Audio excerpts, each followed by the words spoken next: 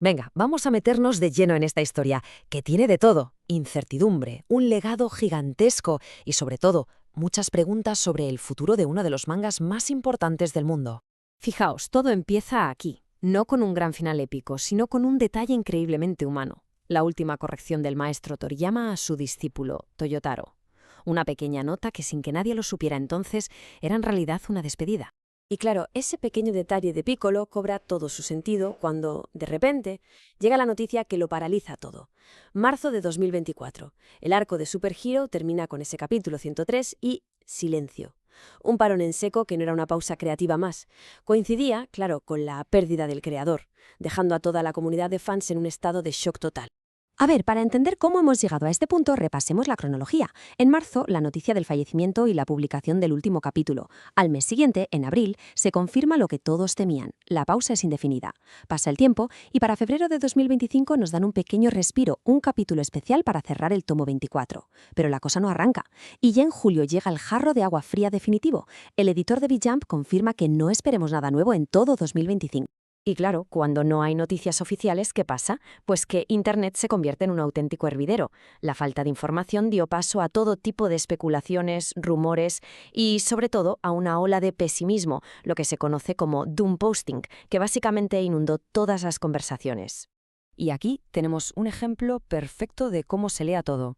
Fijaos en la diferencia. El anuncio original decía que Toyotaro iba a hablar de su nuevo desafío creativo. Algo bastante abierto, ¿verdad? Pues la traducción que empezó a correr como la pólvora fue que iba a hacer un manga original. O sea, que abandonaba a Dragon Ball.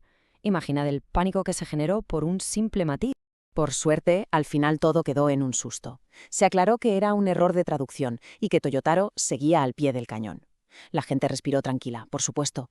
Pero claro, enseguida surgió la siguiente pregunta, la más importante. Si él no se va, si quiere continuar, ¿por qué narices sigue todo parado? Pues porque la verdadera razón no tenía nada que ver con lo creativo, sino con algo mucho más terrenal.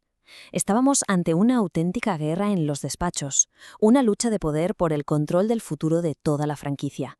A ver, vamos a intentar explicarlo de forma sencilla. Por un lado está Shueisha, la editorial de siempre, la dueña del manga. Por otro, aparece una empresa nueva llamada Capsule Corp Tokyo, liderada por Akio Iyoku, que fue editor de Toriyama durante muchísimo tiempo. El lío viene cuando esta nueva empresa reclama el control de todo lo demás: anime, videojuegos, merchandising.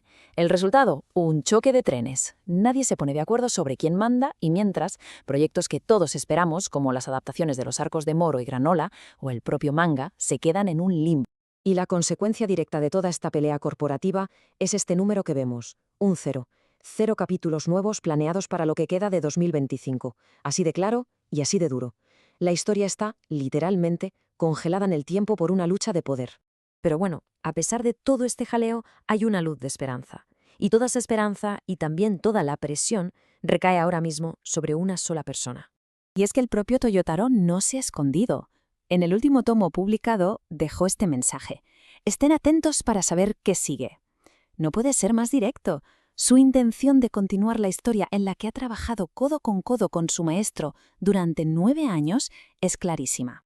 Pero una cosa es querer y otra muy distinta es poder, porque el optimismo de Toyotaro choca de frente con una presión brutal y con críticas públicas muy duras. Y ojo, porque estas críticas no vienen de cualquiera, sino de gente que ayudó a levantar el imperio de Dragon Ball desde cero. El autor de esa frase tan dura es Kazuhiko Torishima. Para que nos hagamos una idea, él fue el primer editor de Toriyama, la persona que le apretaba las tuercas en la época dorada de Dragon Ball. Su palabra en la industria es básicamente ley. Que una figura de su calibre critique abiertamente a Toyotaro demuestra el nivel de escrutinio al que se enfrenta ahora como único responsable creativo. Al final, toda esta situación tan compleja se puede resumir en esta respuesta del propio Toyotaro. Cuando le preguntan directamente si ve posible seguir sin su mentor, él lo tiene claro. No es fácil, pero no es imposible. Y en esa frase está todo: la dificultad gigantesca de la tarea, los obstáculos de las empresas, el peso de las expectativas, pero también un rayo de esperanza.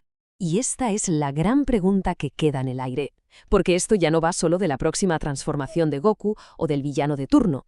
El verdadero debate ahora es otro: ¿cómo se transforma un legado creativo de este calibre? ¿Cuál será la nueva alma de Dragon Ball ahora que su creador ya no está para guiar el camino? La saga se enfrenta a su mayor desafío.